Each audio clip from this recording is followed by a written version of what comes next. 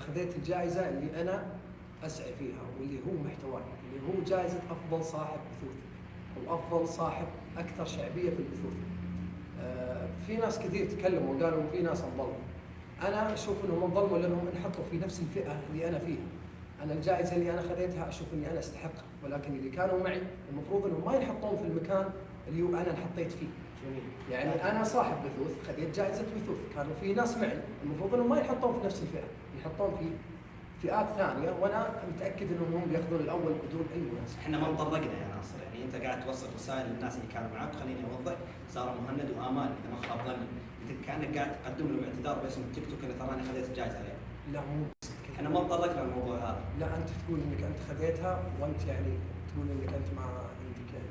لا انت قلت ان الجائزه جت تصويت من الجمهور.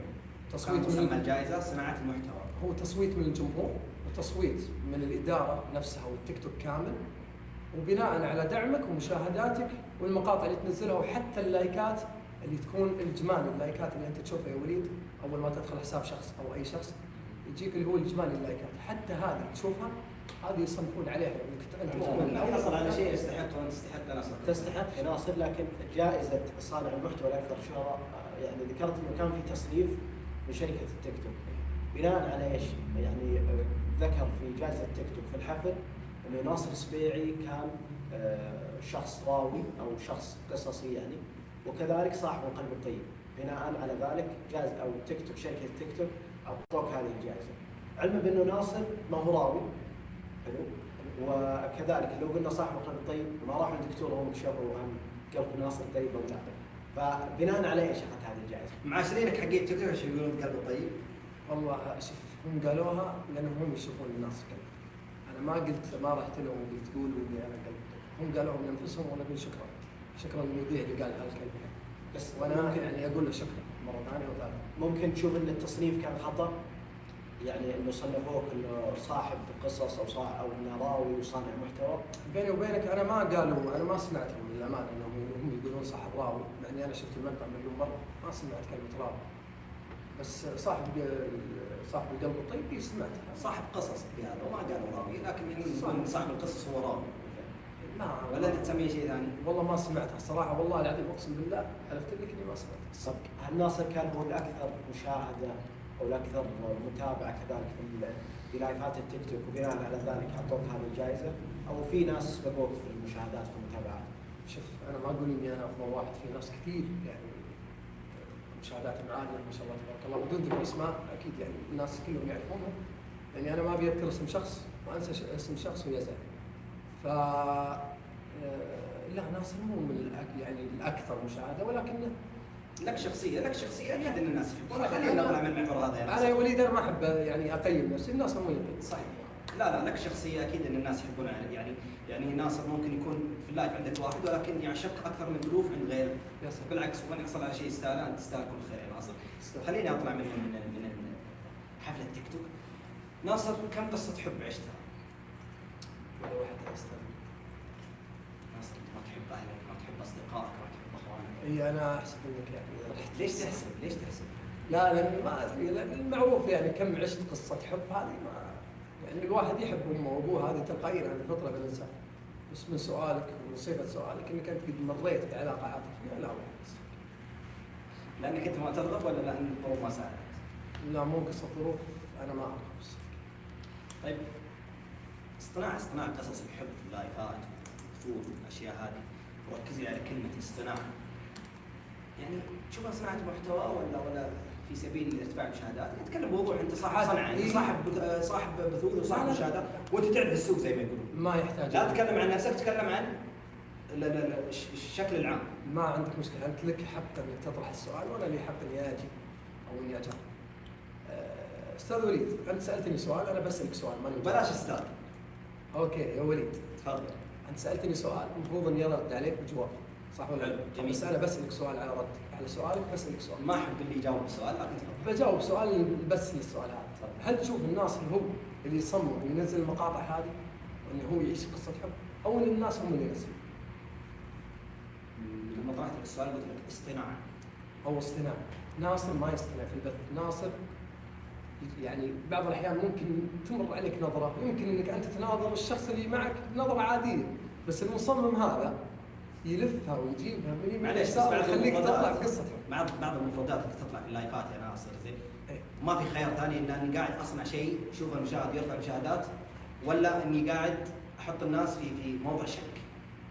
ايش تفسرها يا ناصر؟ بعض المفردات عنك وعن غيرك. انا ما احط الناس في موضع شك، شوف كل واحد هو بيفكر على فكره، او كل واحد بيفكر بالشيء اللي هو يبي يفكر. حتى لو عادت الذكريات حتى رجع الذكريات عندك يا ناصر، ورجع ايه رجعت الذكريات، قلت لك انا ما قد عشت قصه حب ابدا. طيب لكن ولا- في مواقف يا ناصر ممكن تبين هذا الشيء، تبين انه في فعلا قصص حب، هل هي حقيقيه او مصطنعه؟ لا. هذه ممكن يعرفها ناصر. شوف هي لا هي مصطنعه ولا هي، انا اقول لك اسم ثاني غير اللي ذكرته انتم اللي هي وهميه. الناس يشوفون يعني شيء الا ما اشوفه، يعني مثلا انا داخل مع بنت، يعني اي بنت ممكن انتم اللي تفكرون فيها البنت هذه، ممكن ان انا عيني تطيح على عينها، ممكن اني انا اناظر فيها نظره عاديه نفس ما جاوبتكم قبل شوي، بس الناس المصممين يخلونها نظره غراميه او نظره غراميه، او ناصر يعشق البنت هذه ويشوفوا نظرته كيف للبنت هذه. عموما احنا ما نبغى ننزل مستوى نتكلم في الاشياء هذه. صحيح. انا كان كلامي هو عن الاصطناع فقط. يعني ابدا انت ما انت لما تصطنع انت عندك خيار انك تبغى ترفع مشاهدات، حلو. وهذه تعتبر من صناعه المحتوى الاحترافيه اللي قاعد يصنعها الشخص مع اشخاص ثانيين. خلينا نطلع من المحور هذا، وخليني اقول لك ناصر، عندك مشكله لاحد المشاهير مرت وسعى فيها ناصر بدون علمه ودفع تكاليف محاميه، وكانت القصه طويله بعيدا عن الميديا. ودي تشرح لي السالفه هذه. اعتقد انك عارف القصه، واعتقد انك تدري ايش مقصدي في السؤال، واعتقد انك تعرف راعي المشكله. فاشرح لنا قصتها، خلي الناس تعرف. انا ما ابي الناس تعرف. كيف؟ ما ابي الناس تعرف. ما بيش؟ ما ابي الناس تعرف عن هذا الموضوع. لا حق المفخمين اللي يحبون كل اسمه. فخمين على عيني وراسي، بس الموضوع هذا بيني وبين شخص، وانا سويت الشيء هذا اللي هو مو للناس او اني انا اخبر الناس عن هذا الشيء. مفروض شيء ايجابي، خلي الناس تقتدي به. حتى لو كان شيء ايجابي، الشيء الايجابي هذا بيني وبين الشخص. ايش اللي يمنعك؟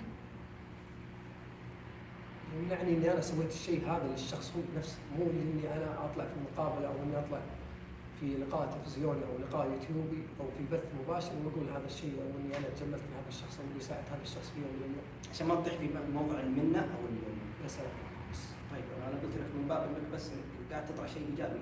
ما مو نسكب السؤال. يا ريت ها؟ يا ريت.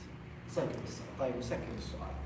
في نفس السياق ناصر، يعني في موقف حصل لناصر سبيعي، خلينا نقول في وقت الثانويه ممكن، انه كان في احد الاشخاص من اصدقاء ناصر والده كان عليه دين، وناصر سبيعي لما عرف في هذا الموضوع سعى فيه.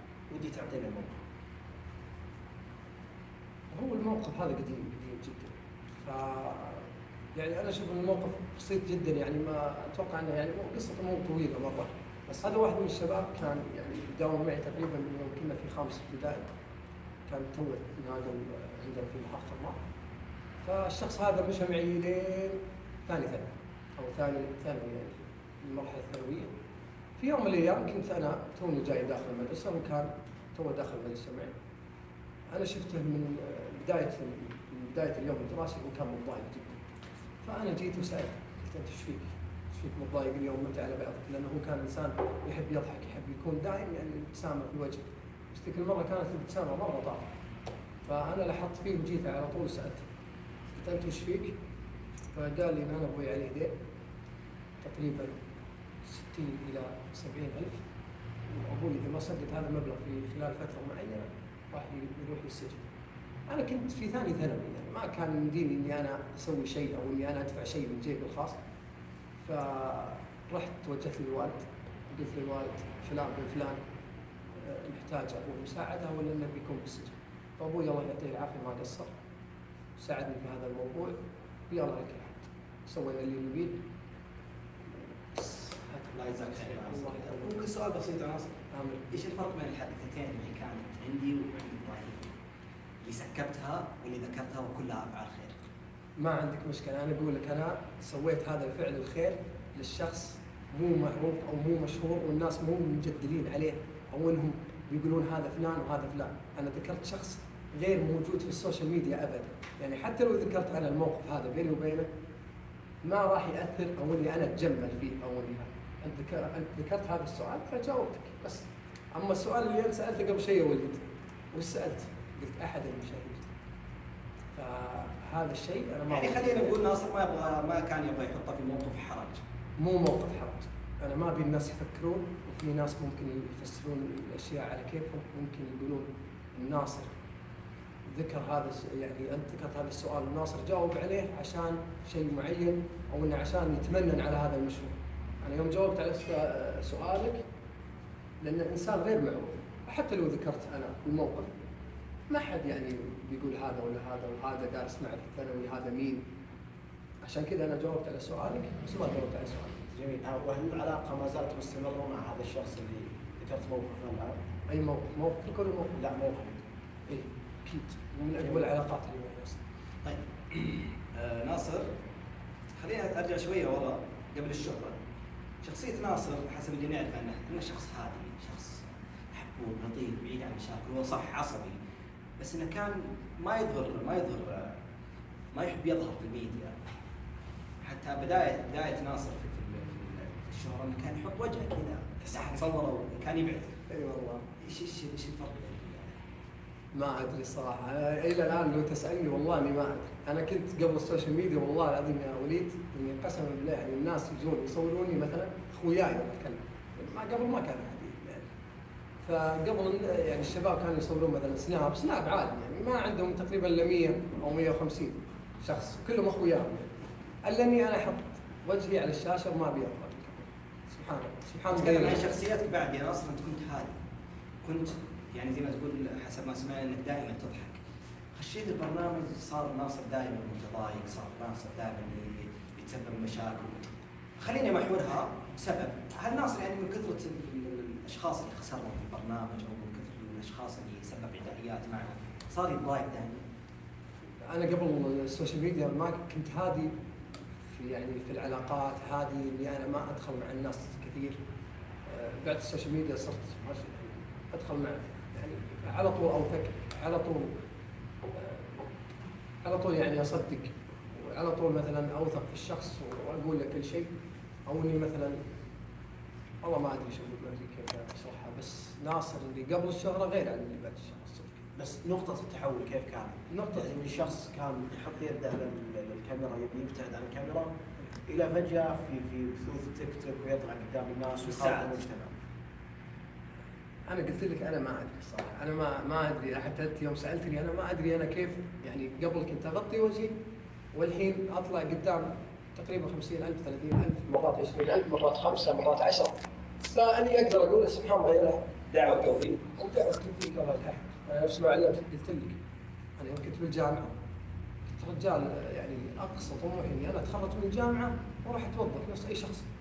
سبحان الله يلحق، رزق عند الله سبحانه. طيب في يعني بثوث التيك توك وبعد دخولك لهالمجال وشهرتك وكذا صار فيه خلاف بين ناصر السبيعي، وخلني اذكر الاسم كذلك اللي صار بينكم خلاف قعيد. صار بينكم خلاف، وخلني اوضح لك اكثر. ممكن في احد الجمل اللي ذكرتها لما ذكرت كلمه سواق على ما اعتقد في احد البثوث الماضيه، صار في اثاره جدل وسببت ضجه وصار في مشكله.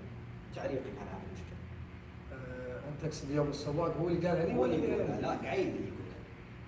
بالعكس انا اصلا كلمه سواق قعيد او اني انا اقولها مثلا اي يعني نكته اقولها لا، او اني انا اشبهه بشيء معين، ما انا زعلان على الاشياء هذه جدا يعني تافهه. بس انا ما كنت زعلان عليه.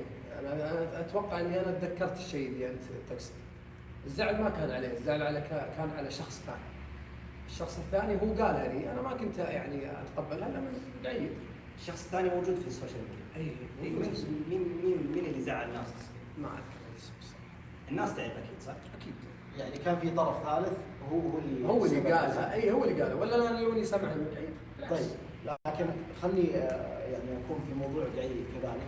في مشكله كذلك صارت بينك وبين قعيد خلت ناصر من المنبر هذا وكذلك نحيي قعيد من هذا المنبر ونمسي عليه بالخير برنامج ملفات. لكن ناصر السبيعي كان بينه وبين قعيد كذلك مشكله سببت في نقص المتابعين عند ناصر تقريبا ما يقارب 100,000. برضو ايش تعليقك؟ ايش كانت المشكله وليش انقصوا المتابعين؟ شوف، هي المشكلة استمرت تقريبا شهر ونص ومو بيني وبين قعيد، يعني أنا صارت بيني وبين قعيد مشكلة خارج السوشيال ميديا ولا أي أحد يدري عنها. وأنا قلتها أكثر من مرة في البث والناس كلهم يدرون، لو تسألهم الحين والله ما أحد يدري وش صار. يعني تخاصمنا ورجعنا وتصالحنا وما في أحد يدري عن المشكلة، وهذا شيء جدا أشوف أنه شيء جميل وشيء يعني يدل أن الصداقة بيني وبين قعيد مرة قوية. على وفاق إلى الآن يا ناصر. إيه الحمد لله. إيش تصنف مرحلة الدروب اللي صارت بينك وبين قعيد؟ ما أشوف إن فيها يعني تصنيف يعني دروب أو كلمة دروب بالصحيح، ولكن كل واحد أنشر يعني إن قبل كان أقصى همنا إن نبث، كنا يعني مثلا نبث تقريبا 4 ساعات متواصلة مع بعض. بعدها نقفل تحسب كل واحد يروح مثلا يكمل حياته الخاصة، لا نروح نتصل سناب كان نسولف. لكن كان ما عندنا شيء يعني كنا فاضيين يعني بداية شهرتنا، وكان أقصى تفكير نفكر فيه متى نبث. من اللي انشغل؟ بس الآن يعني كلنا انشغلنا كلنا والله. أنت اللي انشغلت ولا قعيد؟ والله كلنا نصيب يعني قعيد انشغل، أنا انشغلت. قعيد صارت عنده يعني ما شاء الله تبارك الله نفسه يعني شايف، الله يوفقه يا رب ويرزقه، والله اني ادعي له حتى على سجادتي. ما شاء الله. الله يوفقه يعني انت تشوف عند المطعم اللي فتحه وهذه، فالرجال ما شاء الله يعني انشغل. خلينا عارف السؤال بطريقه ثانيه، من اللي ما صار يرد على الجواب بعد البثوث؟ ما كلنا نرد على بعض ما طيب من اللي بادر بالاتصال؟ والله كلنا نصدق يعني بعض الاحيان يتصل هو بعض الاحيان اتصل انا. هل الإجابة فيها مثالية شوي؟ شوف لا والله ما فيها مثالية، والله بعض الاحيان هو يتصل علي بعض الاحيان انا اتصل عليه. طيب حلو، ولكن بس بعض الاحيان الواحد ينشغل يعني عادي نعذر الشخص. السؤال كذلك يا ناصر، يعني بعد ما صار في انت تقول ان المشكله كانت شخصيه بعيده عن السوشيال ميديا، ما كان احد يعرفها في السوشيال ميديا. حلو. يعني نقص المتابعين اللي صار في حساب ناصر السبيعي بعد هذه المشكله، هل هذا دليل ان جمهور قعيد هو اقوى من جمهور ناصر؟ او خلينا نقول جمهور واحد.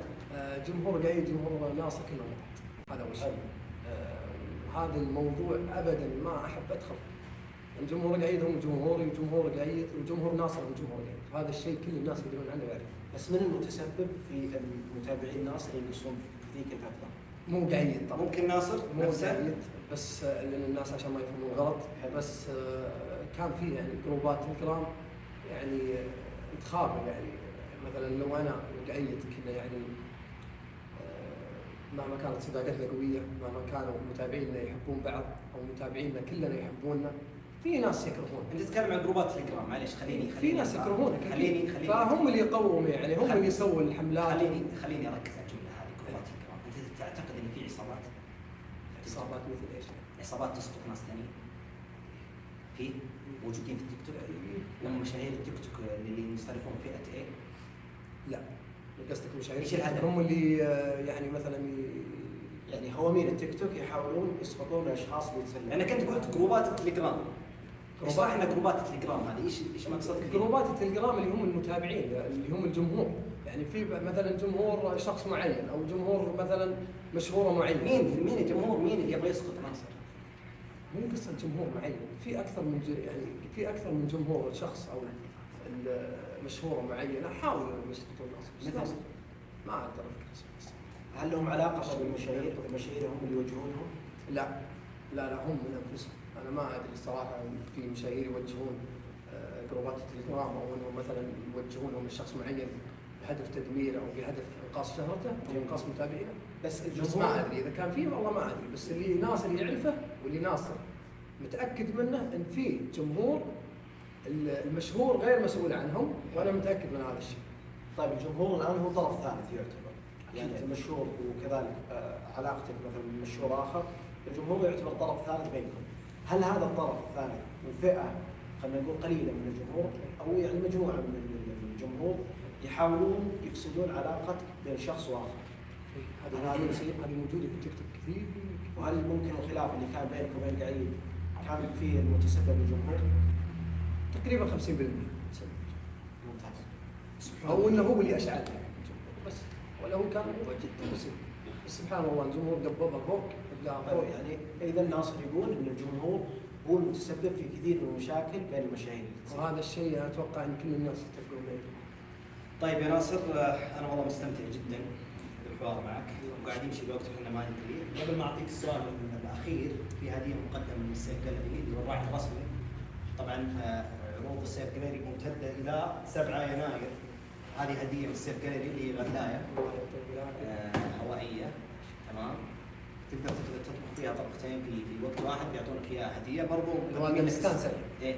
لا، مقدمين للوالده كوبون خاص بقيمته 2000 ريال، وقت ما تكون الوالده مروقه تروح تقرب قيمه 2000 ريال. وفي برضو كواليس مصورينها السيف جاليري، بتنزل في حسابهم في التيك توك لحلقه اليوم. خليني اختم من ناحيتي سؤال، ما ادري اذا ابراهيم عنده ولا لا. ناصر، ليش قل توهجك؟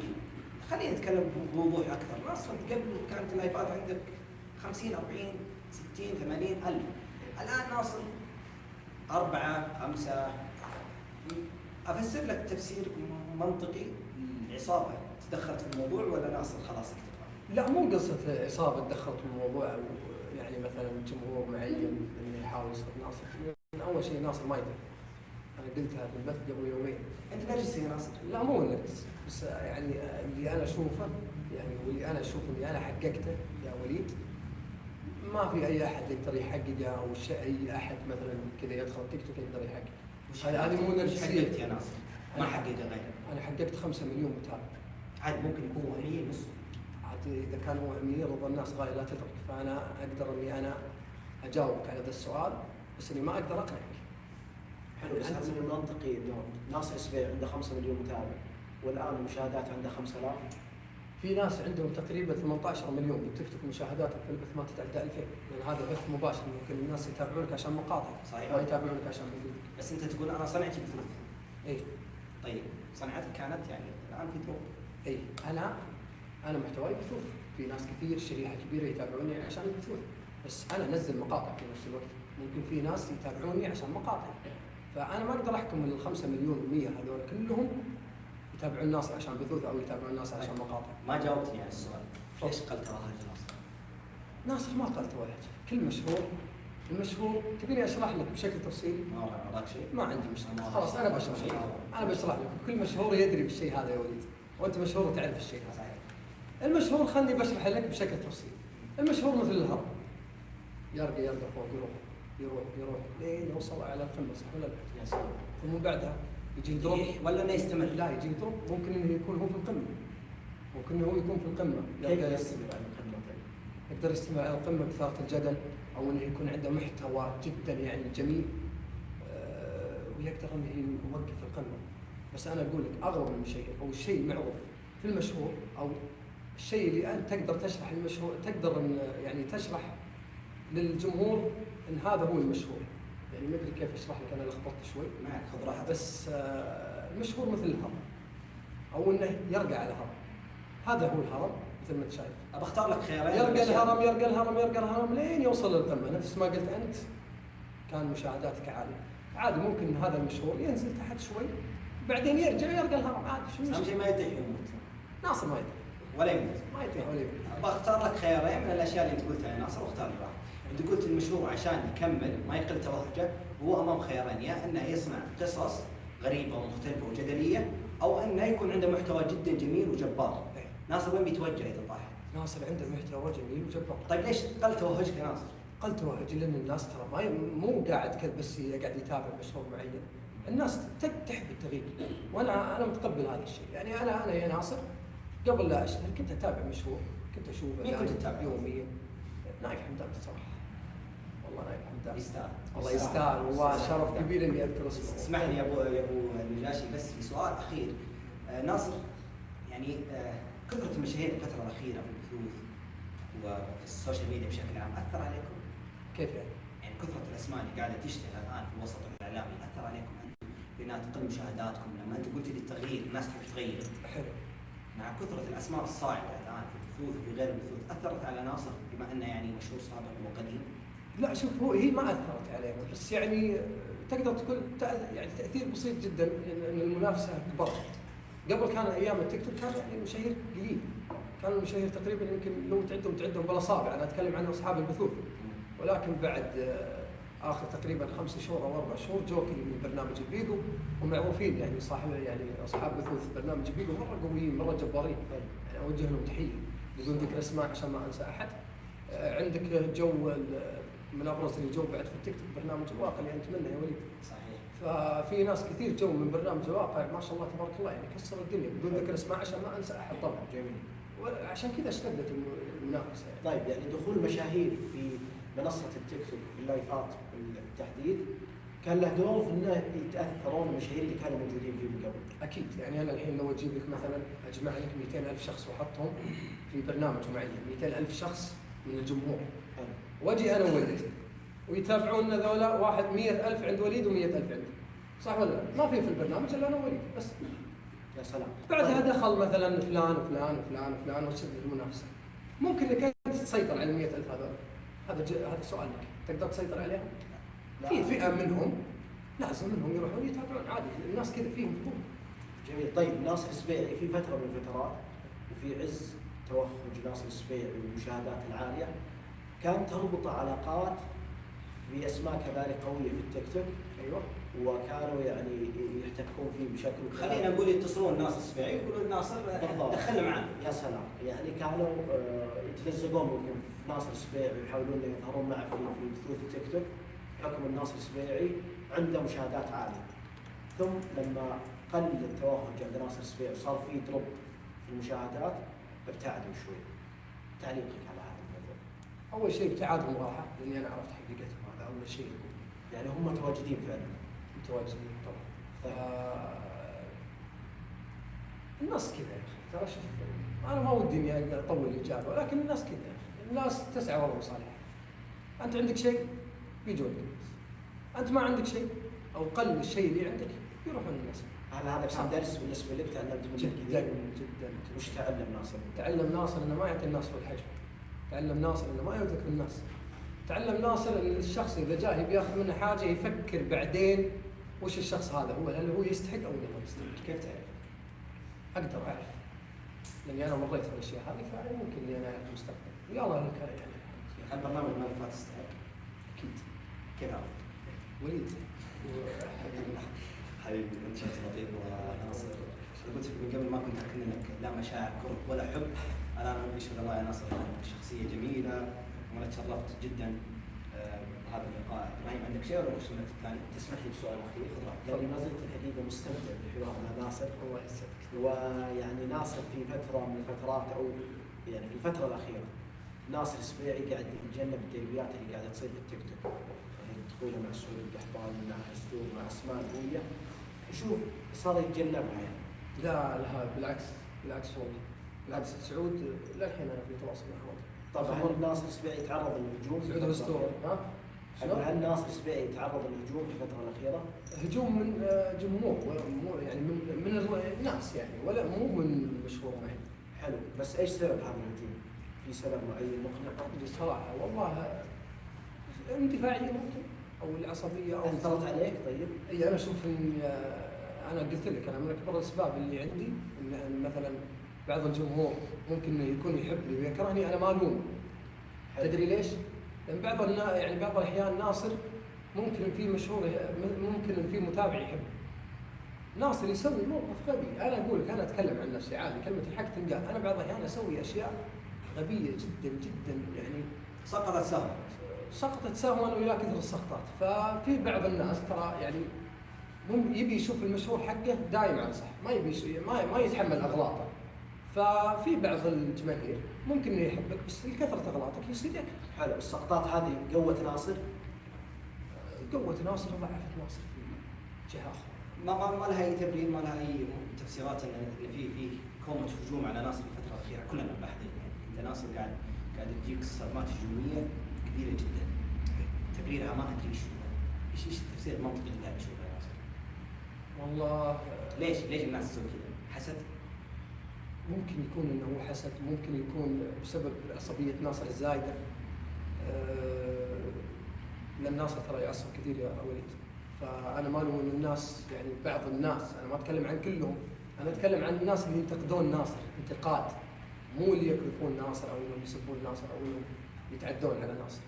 هذول الناس يعني حتى لو اني انا اعصب، حتى لو اني انا اندفع على شخص، او ممكن اني انا اغلط عليه قدامه، مستحيل انك انت تقذفني او انك مثلا تسبني عشان هذا الشخص انا اندفعت عليه. تنتقدني على عيني وراسي، انا اكنك كامل الاحترام وحطك فوق راسي، بس انك تسبني او انك يعني تقذفني هذا شيء حلو. في الاول والاخير احنا كلنا بشر. صحيح. ونتاثر بكلام الناس وكلام الجمهور والنجوم.